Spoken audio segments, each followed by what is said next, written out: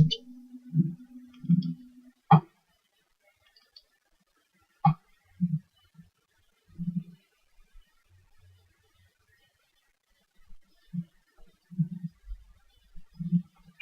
Talk Radio. Your show is scheduled to start in 8 minutes, 12 seconds. Welcome to Blog Talk Radio. Please hold the listen to the show.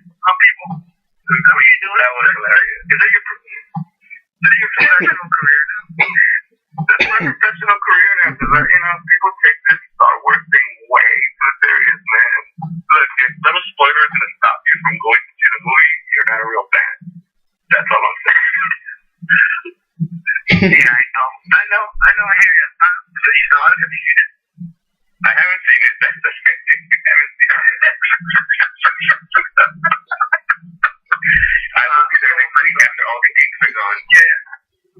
Exactly. Wait until the crush. like Christmas and New Year. Take my son. My daughter wants to see it. So yeah. So that's right. Yes. Now, before we bring on. Yes.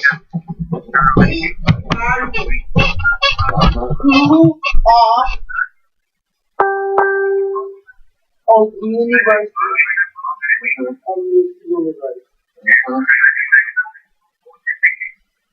Are you in fun or are you together? Are you in fun? Yeah. Now with anybody. Oh. Listening. Oh. Big part is to walk in Miss Universe. Big time. He says the first is in Miss Colombia. She watches him, they put the crown on her, and then he came back and he said, I screw off. The first runner-up is Colombia. The winner is the Philippines. The Philippines again? And they have to take the crown out of Miss Colombia and give it to the Philippines. After she's been holding the crown forever. Oh, Jesus. They're gonna sue. You know they're gonna sue. They're gonna be all over that. And he say, I take full responsibility. It was my mistake. Yeah. For Colombia. Colombia, the past Miss Universe was Colombia.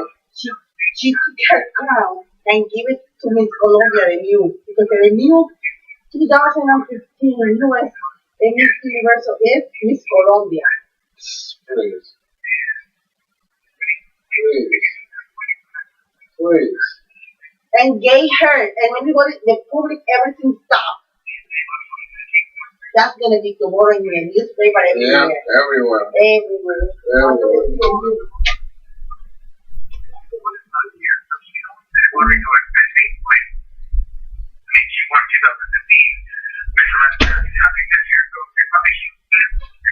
But the other thing is, it's definitely better to go to Google, the next education of Puerto Rico. This is another thing that's quite like being a journal. So there's a woman on the site, her name is Laura Segara. She put a public Facebook comment on our site, theTinderRebels.com, basically trusting dark Christian. And a couple things, and so I just looked because we did a little digging on Destiny Vélez and her last name, not her dad's name, but the second name. Does everyone have the second name? What's your second name? Do you have a second name in Spanish? Yeah, I do. But yeah, so like so that's what I mean. So yeah, I know. I got it, man. I wasn't asking, but I'm just trying to give you like a little cultural context here. So Destiny Vélez is. So it's Destiny Vélez Segara. Right? So there's a woman who's called Laura Segara who completely goes on the site and just trashes Vector's beef. And I think it's her mom. Like, I really think it's her mom. Because because doing the digging we did about Destiny Vélez, it said that her mother was named Laura Segara. So I asked, interesting, on LatinoRebels.com, and so far she has not responded, but I just think that's interesting. Like, this person is pretending that she's like, oh, this article is awful. And it might be her mom. I can't confirm it yet, but I just thought that was really strange. A lot of go to LatinoRebels.com. Check out what that's about. It's crazy, just crazy. Oh man, it just goes again. It just goes to show what we've always said from day one with this whole social media thing. Nobody is. It's a great equalizer. You know what I mean? Nobody's on top of it. No, but my thing is, it's like I know we're gonna get to the show. We have plenty of time for both, I guess. But people are saying free speech and all that. But here's the thing: she is part of a private organization, this Puerto Rico organization, and I'm sure. They sent a statement yesterday saying that she was suspended indefinitely, that she didn't represent the values. But free speech has consequences, and especially when you're representing an organization that says you can't say anything like this, or you can't represent us this way. So, like, you can say what you want, but when you sign something, any organization. That's how people get fired. You know what I mean? There's plenty of clauses where you work and it says you can't do this, you can't do that, and whatever. You say free speech all you want, but so anyway, listen. So I want to start it over. I'm gonna bring in Viviana in like in the next 30 seconds, but this is all about Phoenix, the first half, and I'm gonna bring Viviana in, and I want you and her to have a conversation about what just happened in Phoenix. Because talk about a story that just did not get any attention this week. Because Puerto Rico and that little tweet. So we got Viviana on the line. So I'm gonna turn it over to you, Christian Enriquez, who opens the Twitter feed. I'm gonna talk to other people. So take it away, Christian. All right, Vivi, thank you very much for being on. How are you? Hi, no, thank you for having me. So, huge news here in Phoenix with the city taking the first step to providing a municipal ID. Can you tell us, number one, how did this come about and why is this so important? Yeah, no, of course, it was a very amazing historical week here in Phoenix. So, the One Phoenix ID is this initiative. It's a community-driven initiative. It's the first time that it happened here in Arizona. That this need for people needing identification was first came about from community stories. We were hearing stories of people being harassed or denied services or deported for the simple act of not having an ID, something that had people's names, address, height, weight, basic information. And so stories after stories, including very personal and myself, that we started researching like what is out there, what can be done. It's a group of coalition, Fuerte Movement, ACLU, Lucha, and like our organization, Arizona Center for Neighborhood Leadership, and different organizations that represent people started saying, what can we do? And we found this municipal IDs that were being done across the country, and we decided that that's what we were going to push here in Phoenix. Okay, so the city of Phoenix already issues driver's license and state ID. This is more of a local thing just for the city itself. Yeah, this is a local clarification.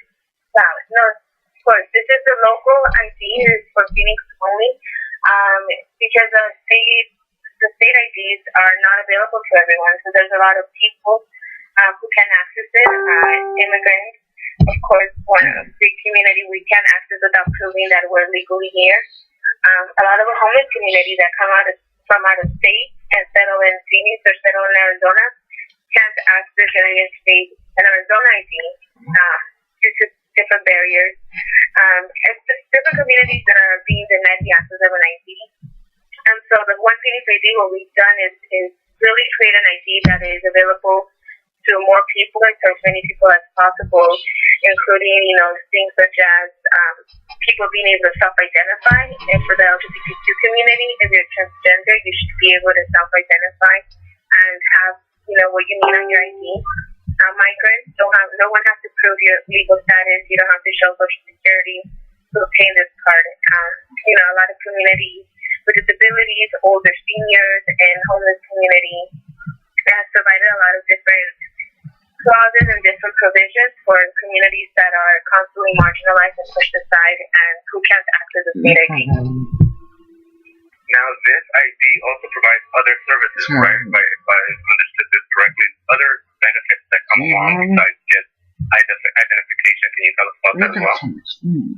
Yeah, so there are, a lot of people in our city who can maybe access it, get an ID, but we're also trying to create something that really unifies everyone and that really, people feel like they belong to our city, people feel like they are part of something. And so we are, the proposal that we've been pushing includes several services into this card, and so it can serve as an ID, of course, but also as a bus card or a library card or a debit card. It has different functions. We've also worked with local businesses who will be providing, discounts to shop local. Same for our institutions who would provide discounts or free admission for people who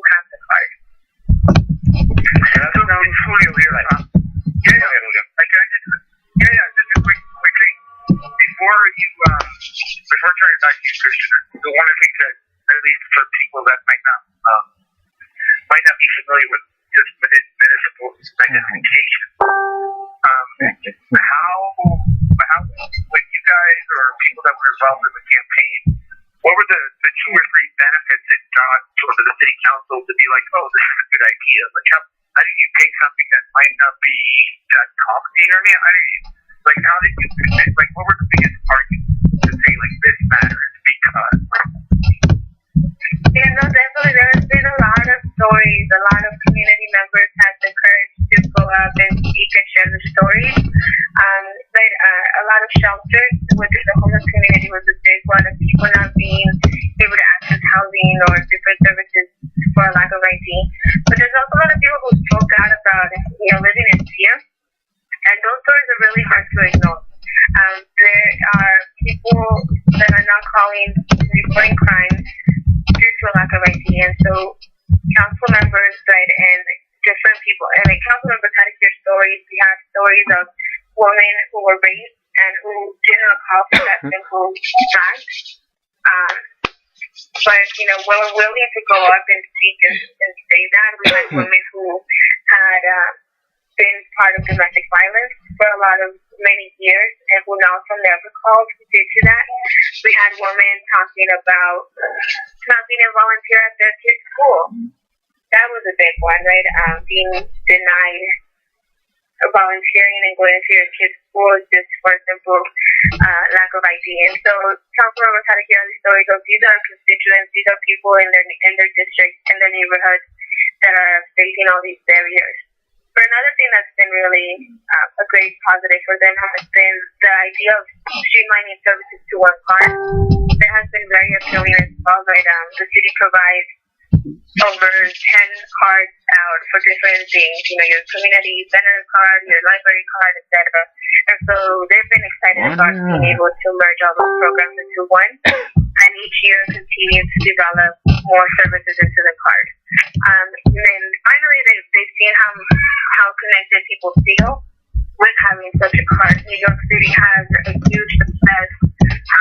They started issuing their cards in January, and up until now, 675,000 people have already accessed them. There are people who have IDs, state IDs, but want a city ID because of all the services and because it makes them feel like they're connected to the city. So that was actually great. Yeah. Yeah, just one more thing, Christian, and then I'm sorry, because here I am, saying, yeah, because it's really interesting, and I just kind of but I think one of the points that you're saying, beauty, is so people actually couldn't do things. They couldn't live their lives without an ID. You're just saying, I can't even go to my kids' school for fear.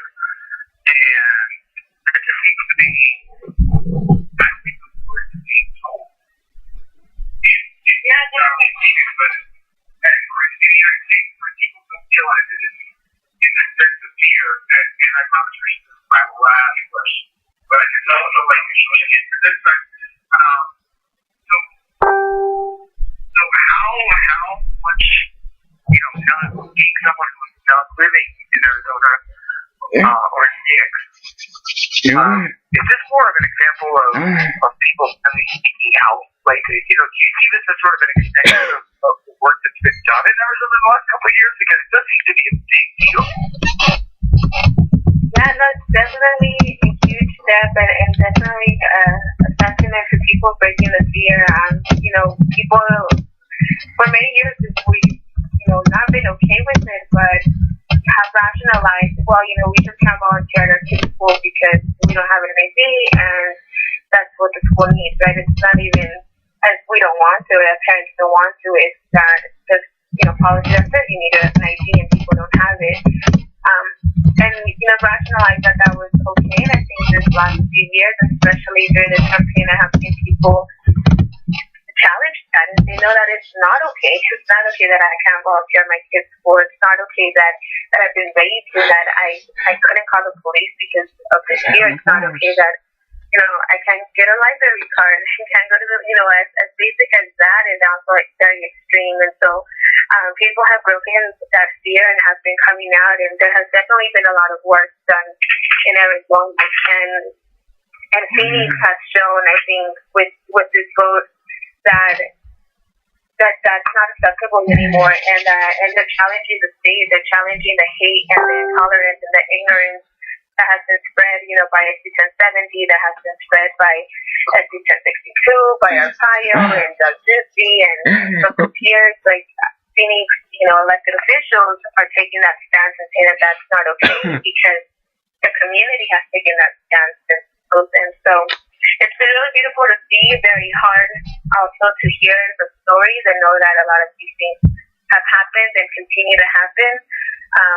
But overall, it's been amazing to see people standing up and saying that this is enough and taking the courage and challenging everything that's been put, all these barriers that were they're no longer okay.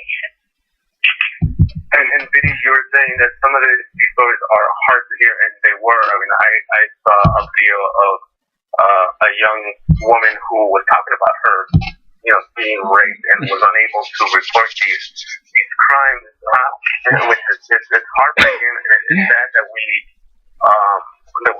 that our people, our community is having to, go through this kind of thing. However, this is just the first step, correct? So is this still something that, as you know, our Governor Ducey is not the greatest supporter of this. I know our mayor, Greg Stanton, has been, on board on it with this almost from day one.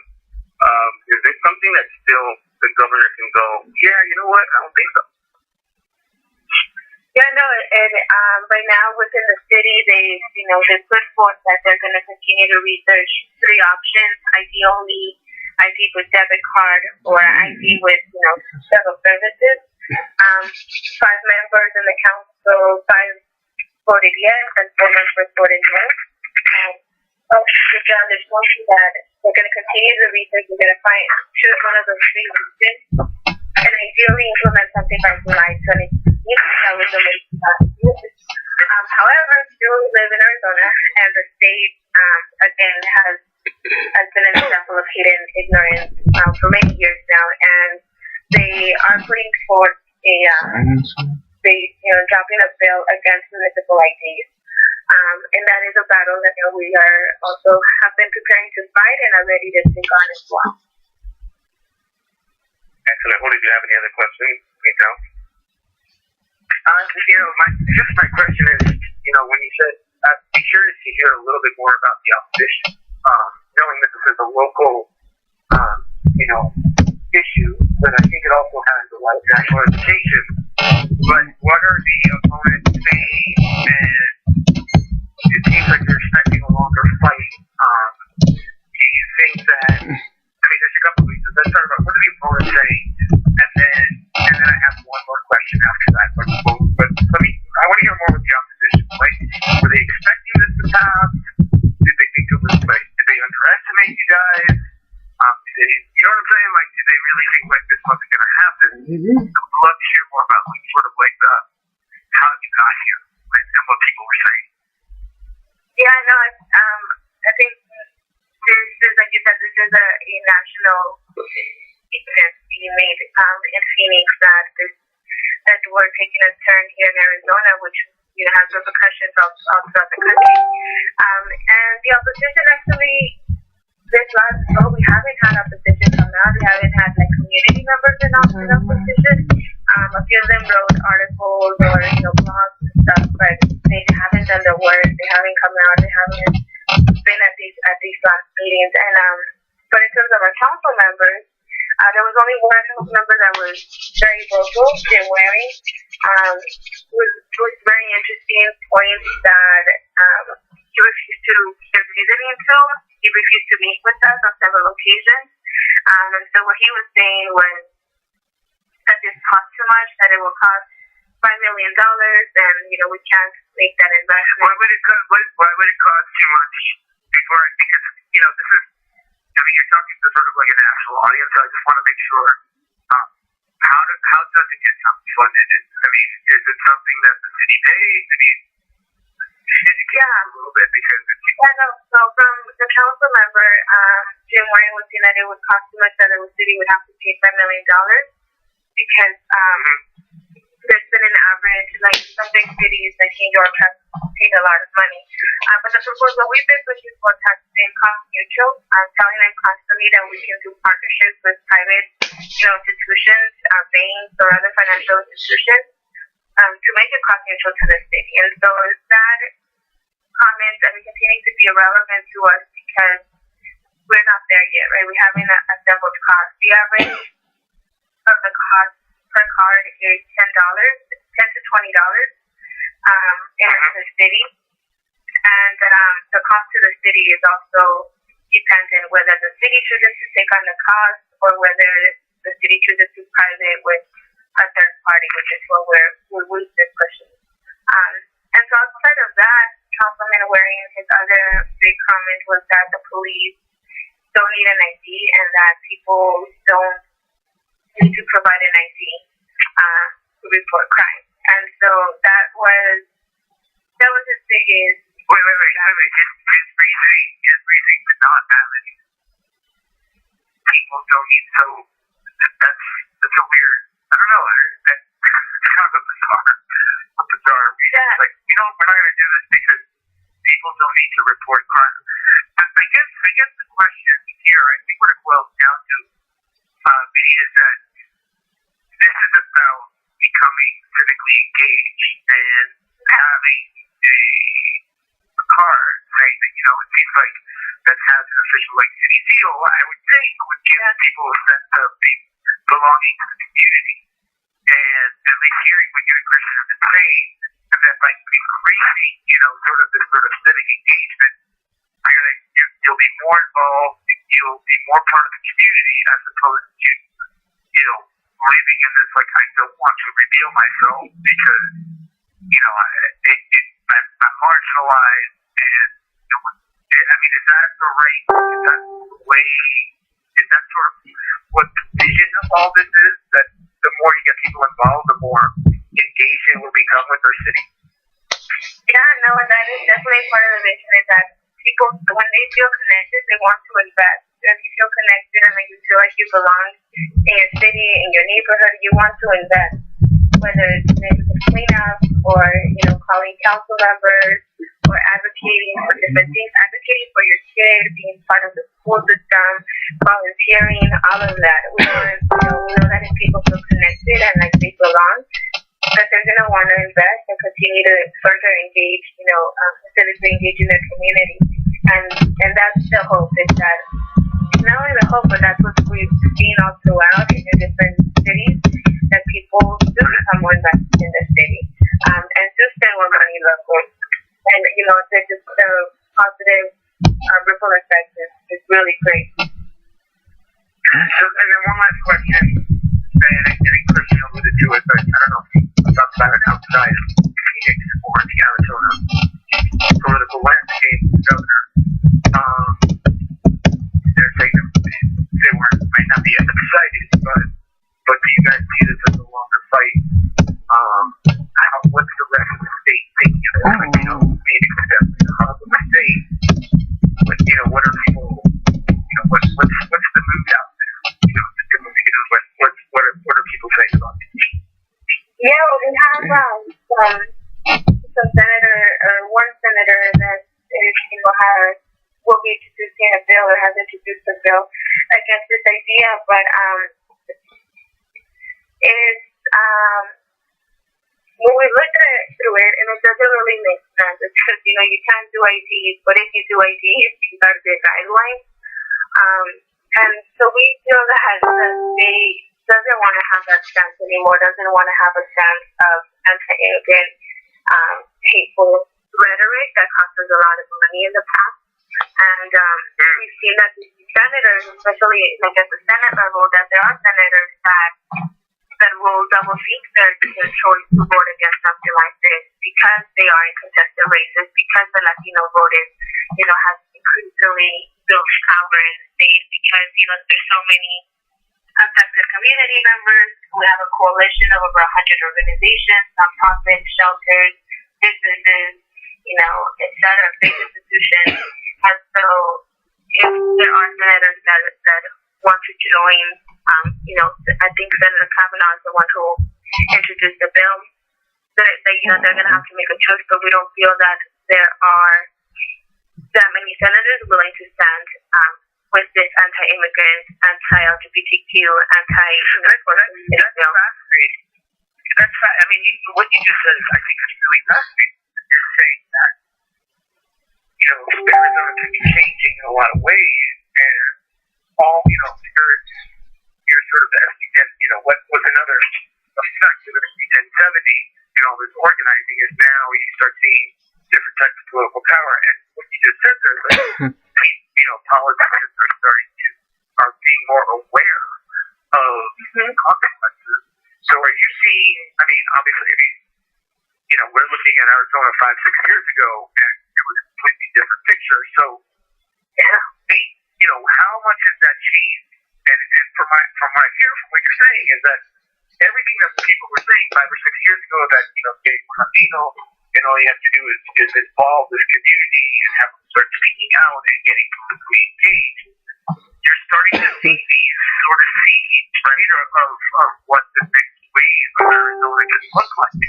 And you're on the ground. So, first of all, is that the right assessment? And second of all, for someone that does the work that you do, how does that feel? Because I would never think of talking to someone from Arizona about, wait a minute. So I would love to hear what you think. Yeah, it feels amazing, really, because 5 years ago I was scared and con la cabeza agachada, right, with my head down, and living in fear. And now, I'm leading this campaign for municipal ID for everyone, and it's been amazing to see it. And that's what happened, when they started really spitting with hate throughout our communities. Some people, year by year, started getting fed up and started saying that we're no longer going to take it. And I think it's been motivated by the fear of being separated from our families, that a lot of people have decided to fight back and stand their ground and not allow that to happen. And so it's, from registering people to vote in 2010 after 2070, we had, huge amounts of people that got registered.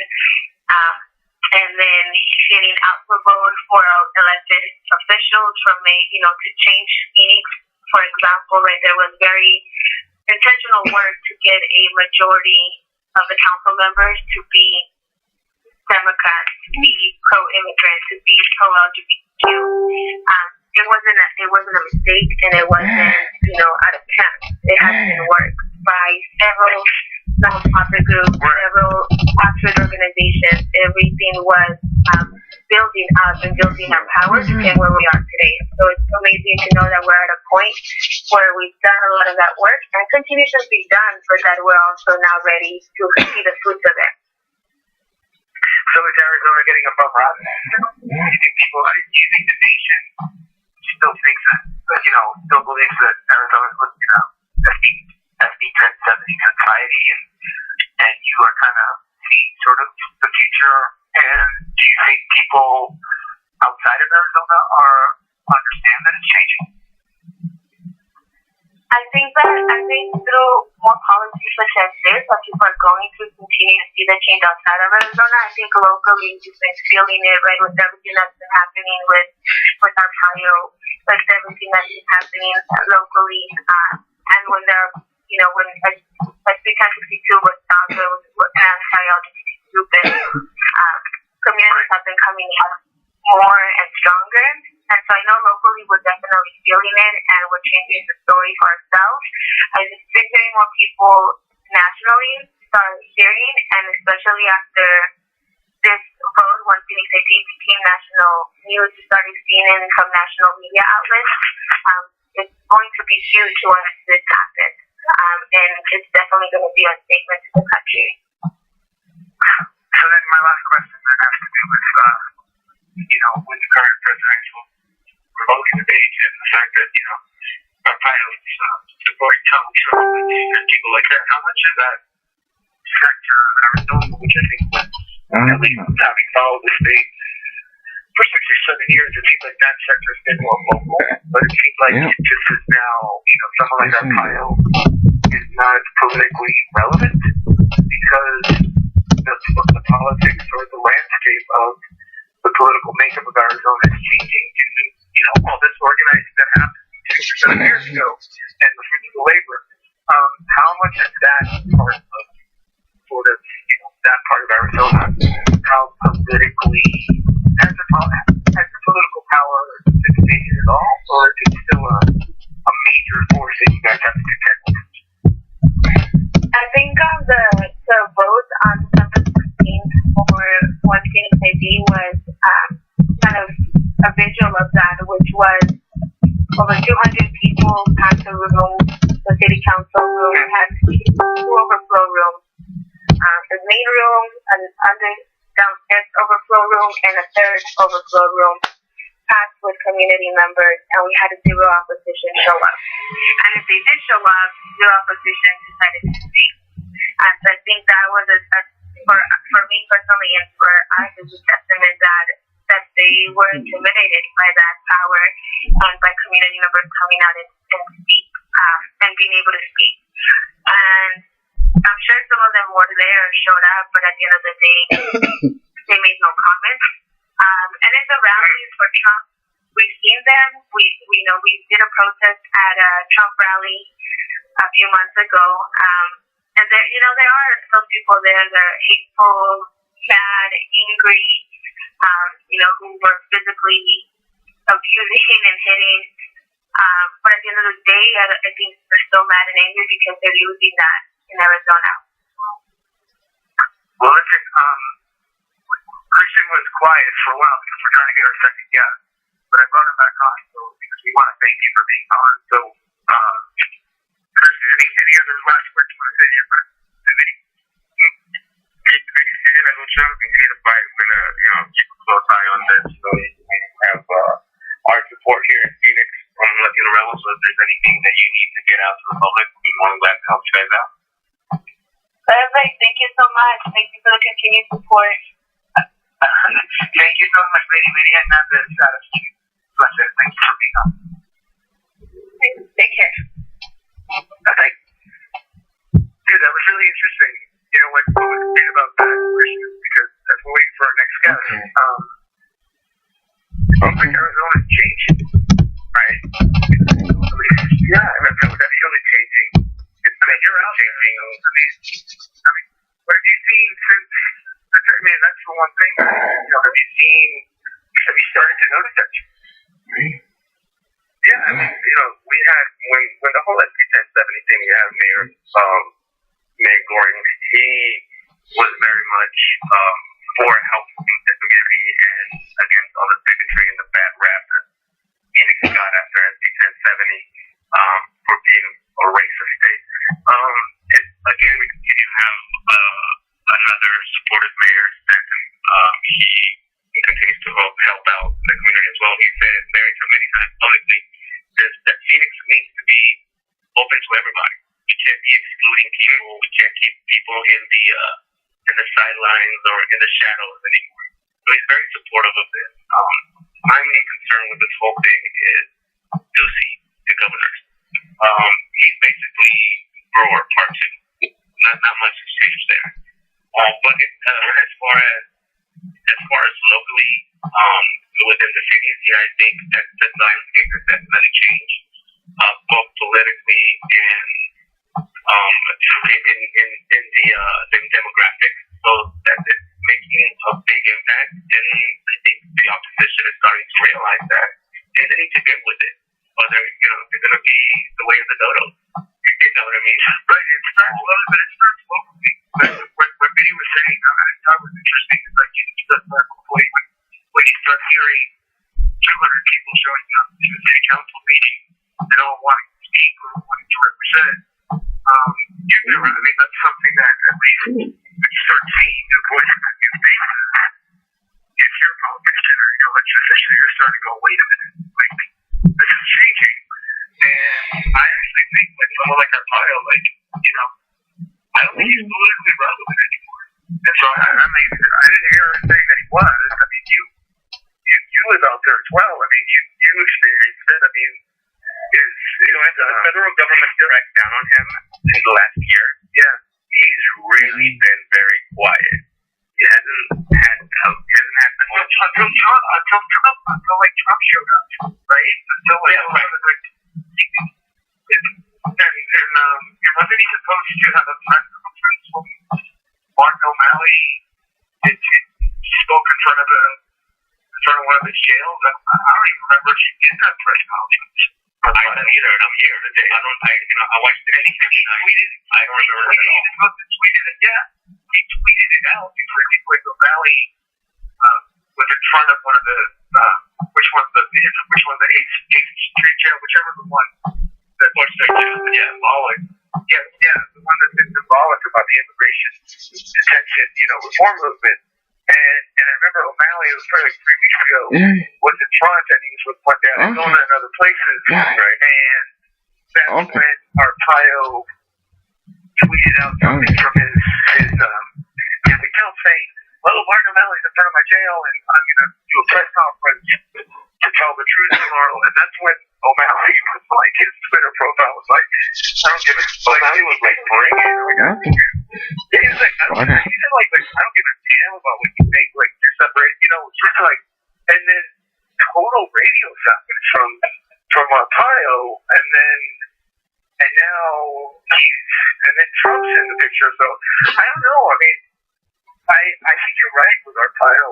I think ever since the Department of Justice came with these allegations and sort of proven that there was beyond a reasonable doubt proven it. Without a reasonable doubt, there was like facial. There were incidents and like and the community was saying for years. It wasn't like these things were being fabricated, but ever since that, they stuck. We're having fun, and I mean, I don't see him in the national picture anymore. I mean, you look at him from before. You remember when, like in 2011, 2012, before the previous presidential election, he was out there talking. Presidential candidates were visiting him. I mean, Republican presidential candidates were visiting him. With Governor Brewer. So it just seems like that entire sector or that belief is either getting old and dying out, or it's just woken up and realized, wait a minute, Arizona is changing. All the predictions that people were saying that it's going to be a more diverse community, they're starting to happen. And I mean, I look at it from all the way back here, but I just like, you're living it. I mean, you're living it. And you're absolutely right. I mean, it's like a year ago, 2 years ago, he was about every night. Now, if there's some kind of animal abuse case, then he's on TV because he's very big on busting the animal abusers instead of more, high-profile criminals. There's a running joke. So it's not going after animals. It's a running joke here where we say, we want to share it, not a dog catcher. I'm totally against animal abuse, for sure. But there's a lot more pressing issues going on here and things that he needs to focus on. But yeah, that's the only time. I mean, whenever there's anything, there was no conference, there was nothing that he said. It was silent. And he has really, that's been his model for the last year and a half. It's been silent, and we like it. Keep your mouth shut. So listen, I'm going to bring Jonathan on for a second. We want to see if we can at least try Marissa one last time. We're waiting for Marissa Franco campaign, which is the new political home for Latinx organized in the United States. They have confirmed that this is live radio. Kind of differences and all that other good stuff. So while Christian does what he's supposed to do, unmuted, I will bring in our most loyal clerk of all time, Mr. Jonathan Yala, how are you? You get 45 seconds. Yeah, I don't. Yeah, I don't need Steve. I don't need Steve Harvey to tell me that. What is it that you need to talk about tonight, Is that all the Republicans talk of is hating people and bombing. You turn on the other side, it's more substantive stuff. And when it comes to that, I think Bernie Sanders wins. But now they're talking about even bombing Agrabah. I mean, come on. Yeah, I mean, I know. and Latino It's all good, man. Latino Rebels Awards. Come on, let's do that next week. Okay, that sounds good, my friend. That sounds good. Jonathan Ayala, always a pleasure talking to you. Jonathan calls us every. Listen, while we wait to see if Versa Franco has called in with me, this is live Latino Rebels Radio. You know, we call it a podcast, but we do it live. Live. And then we just upload it on our SoundCloud. So if you're listening to it now, great. You can always listen to it later on SoundCloud at Latino Rebels. Because that's kind of the way we like to roll. We like to be live, we like to be good. You can also be at Latino Rebels, on Facebook, Latino Rebels. A couple other things, if you follow us on SoundCloud, we did have a pretty cool interview with Lieutenant Castillo of on Latino Rebels Radio, the actor who plays that Maurice Comte. Really good interview about sort of, about Mauricio Castillo is the biggest one on down about narco movie genre. Why do you have these narco movies? It's a really good interview. And you can always follow it there. And I've been stretching the time, Christian. We have 15 minutes. Are we better? What do you think? That's the anticipation. It's not gonna happen. I think we got stood up. We got stood up by the end. I hope so. I hope that's not the case. They're good people. They're good people. No, I'm sure something went down. I'm sure something went down. So listen, we have 15 minutes and 26 seconds left, right?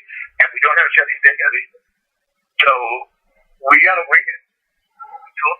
For the next 15.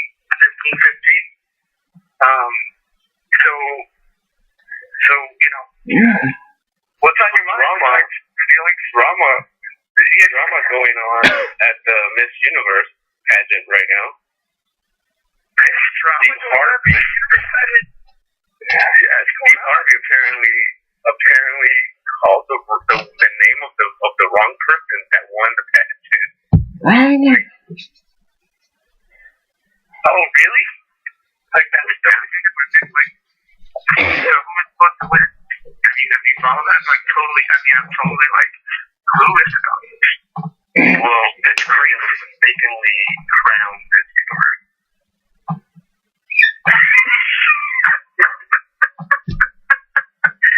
Steve, I feel really bad about saying this, but Colombia, it's not Colombia, it's Colombia. Wait till Steve Harvey, so Miss Colombia was, oh my god, he does Colombia with the U. Oh man. It's crazy. So he also tweets out Columbia, like Columbia University. Yeah. And it's not that hard, people. Yeah, this is not that hard, people. Here we go. It's Colombia, not Columbia. Right. So that's happened. And he announced the wrong. So Steve Harvey's not having a good night. That's basically what we're saying. Is Steve Harvey not having a good night? Oh, that is super awkward. Okay, wait, it's even worse, okay? Because here's another one. So because he makes the mistake, right? So supposedly Steve Harvey said Miss Philippines was supposed to win, or who was supposed to win? Is Colombia was supposed to win? Someone. There's all these tweets. I don't really keep up with that and stuff. I'm like, I can't believe I'm talking about this university.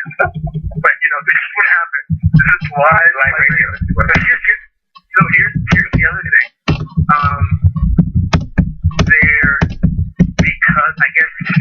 Because of Colombia, anyway, all these tweets from Colombia are totally going after Steve Harvey's profile account, and I don't think I've ever seen a thread of racial slurs as crazy as these right now. Of course, because that's what it comes down to. It has to be racial, right? Honest mistake. So it's like Steve Harvey makes a mistake, and then all these Colombian profiles are now saying that he's stupid. Oh man, I'm looking at. I mean, if anyone's listening, all our 3 listeners, if you go to @DasesNice, DSUSNICE,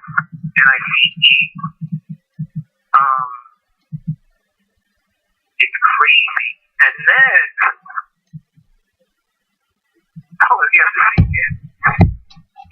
People are saying, oh my god, he's spelling in Colombia. So he's like, I made the mistake. I apologize for it. And he writes in Columbia again, like Columbia University. Like, that's what's happening right now. So, yeah, I know it's diversion. That's horrible and everything, but let's go to something a little more serious. Because you were recently, this past weekend, you were at the Democratic debate, right? Yeah, I was, but I do. This is hilarious. And you can make another 10 more seconds of this. Like, here's the thing. Steve Harvey has 3 million Twitter followers. Like, he makes a mistake, he then tweets out. Alright, I'm good. Yeah, I was at the Democratic debate in Manchester, and it was pretty cool. What did they have to say? First of all, it was just to be, like, for me personally. I mean, I did it for NPR's Latino USA, and proud member of his team. But for me, it was like, I was a blogger 5 years ago, and now I'm in this media center nation. But, hey, look, sorry to cut you off, but I think we got our second guest on. Let me double check. Oh, looks like it. Let's try it. Alright. And it looks good. Steve Harvey. Why do you do this?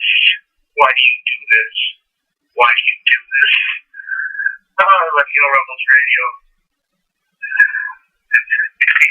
Man, that's crazy. So anyways, the Christian's going to get about 9 minutes with Marissa Franco, and we're going to go for it. She's on. Marissa Franco, we can't say, you're on. Christian, how are you? Hey y'all, thanks for having me on. I guess you're bragging on Steve Harvey because he can't spell Colombia and then all that other stuff. It was crazy. So we really want to talk about more interesting things like Miss Universe, but it was just one of those. This just happened. So listen, we have about 7 minutes. We're going to turn it over to you. Me and Dave will bring you guys back. Don't worry about it. We can continue this conversation, so don't feel like it's rushed. But this is called Me and Dave with Jay. Tell us about the launch. Go for it. Sure. So thanks for having me on. We just had our founding committee in Chicago this last weekend. And basically it's a crew of us who, some are longtime organizers, have been working together mostly on the migrant rights, focused on animal rights issues for the last few years. And, after the last executive order from President Obama, just, a lot of us are taking stock and where do we go from here, and really trying to have what our assessment of where gaps were in the movement lead us. And one of the things that kept coming across was just the way that the growth of the Latino community, and the way that that was being depicted as like demographic change will bring transformative change. Let's just keep voting. Let's just keep electing more folks who are Latinx into office, and that just wasn't our reality.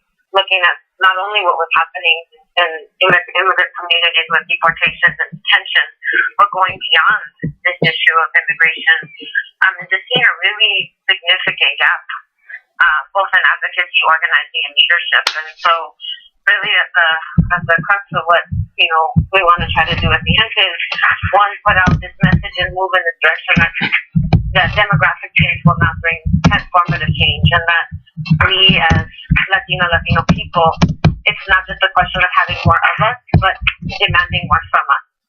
And so Gente is a hybrid, online, offline organization, really trying to bring together and create a political home for Latino people, and making room for all of what that means, understanding that is a multiracial, multi-generational, folks who are working in all kinds of different sectors. But ultimately, I think the guiding theory is that we want to be on the right side of history in this moment, and how can we get Latino people to contribute to what's happening in this country and to try to push things in the right direction. So that is that's what our how do you do try to contribute. We're gonna build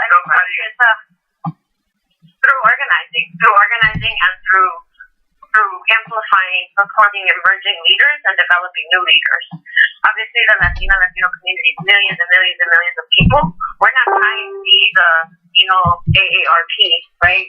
We're not trying to compete with NCLR, but there's gente who are in the education justice movement and the criminal justice movement and immigrant rights movement, people who are queer, people who are trans, people who are Afro-Latino, people who are indigenous identified, and it was like, can we create a space for folks who are emerging leaders or established leaders who are more on the radical or left of center, left of left or whatever, a place to sharpen, to connect, and to like able to bring folks together then for folks to then go out and either improve or better cohere or work. And so part of it is that it's a cultivation and sort of a respite for leaders, but also Gente will continue to be the home for the Not One More Deportation campaign, and hopefully other campaigns specifically focused on criminalization. I think as we see that as a pretty significant threat to any level of political power for Latino people leading into the 21st century. So you guys had you convened in Chicago last week, is that right? And we actually got a pitch from. We're actually going to run an interview tomorrow with one of the individuals that attended, and our editors read it today, and it was really fascinating and fun, like how you guys are making this conscious effort of sort of introducing, sort of getting outside of the Latino sphere, probably the best way to say it, where it's like, only, we can only work on this one topic, and we can only work on this, and it's all isolated, and it kind of has an isolating feel where you're just focusing on, say, racial reform or potential reform. And one of the things I got out of the interview, which will be publishing, I believe, both in English and Spanish in the next couple of days, is how the leaders of Gente actually kind of wanted to educate the people that were there, saying, hey, here are other people from other communities of color that kind of have a lot more in common with you that you don't even know about. So can you say a little bit more about that? So the participants were Latino, Chicano identified. And so I think I would characterize it less of like someone coming externally to say, let us educate you. But I would quote Mercano, who is Boricua, who was participating in the panel into the pro-blackness session, that he was like, somos familia, our family. And people said yes, and he said, we need to have a family conversation. So I think one of the highlights of the weekend was this plática that was about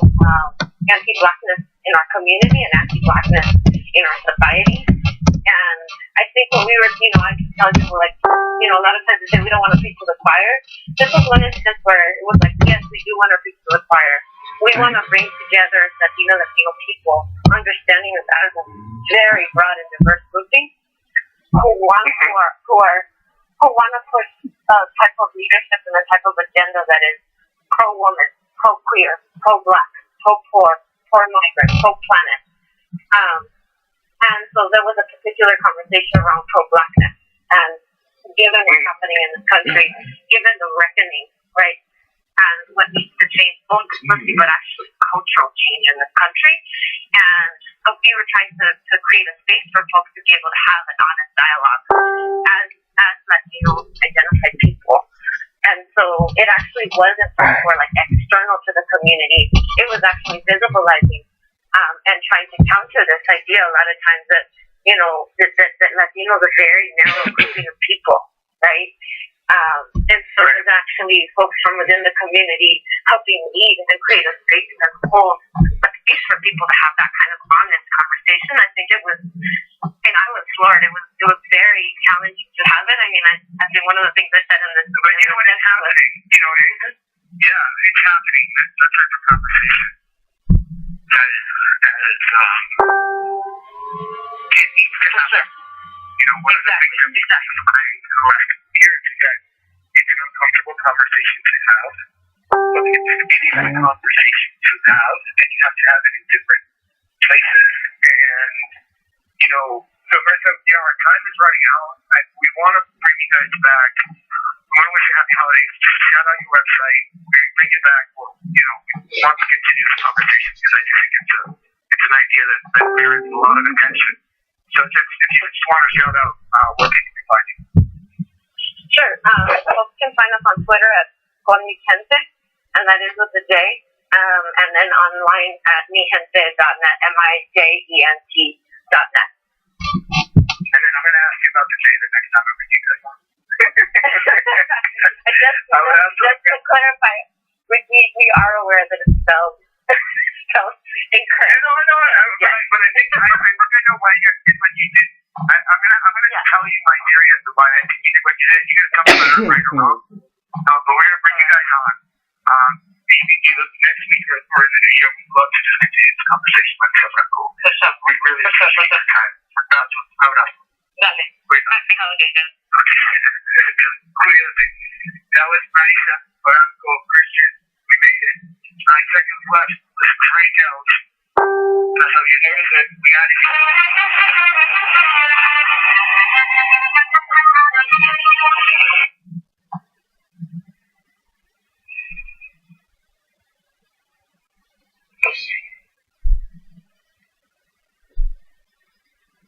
Thank you for using Blog Talk Radio. Goodbye. It was radio.